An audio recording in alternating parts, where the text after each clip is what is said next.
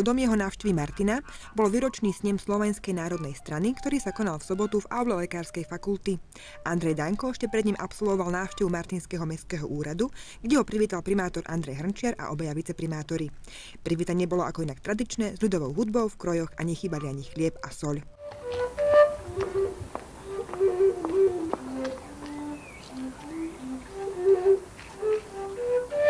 Jedna z nich si húca vzala a druhá sa nevydala a tretiu tu verne ľúbil, preto jej čižmičky kúpil. Potom sa už druhý najvyšší ústavný činiteľ Slovenskej republiky spoločne so zástupcami mesta Martin presunuli do zasadačky mestského úradu, kde krátko rokovali za zatvorenými dverami.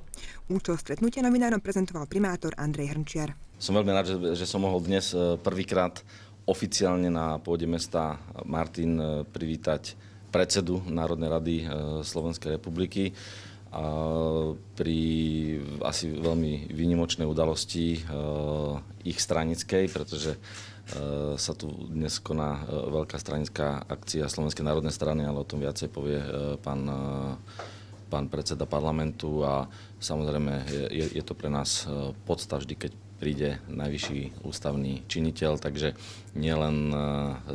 stretli sme sa nielen ako kolegovia, ale je to veľká vec pre mesto, keď príde predseda Národnej rady Slovenskej republiky, takže som veľmi rád, že pán predseda prišiel aj so svojou delegáciou a mohli sme si, lebo tie veľké politické veci riešime v Bratislave, ale ja som bol rád, keď som pána predsedu s jeho delegáciou mohol poinformovať o našom meste, v akej situácii sa nachádzame, čo plánujeme robiť a možno, že sme našli aj nejaké námety spolu, ako vylepšiť to prostredie, najmä v oblasti justície, ktoré tu na Slovensku teraz je a bolo by ho treba zmeniť. Nemožné obísť pri príležitosti 145.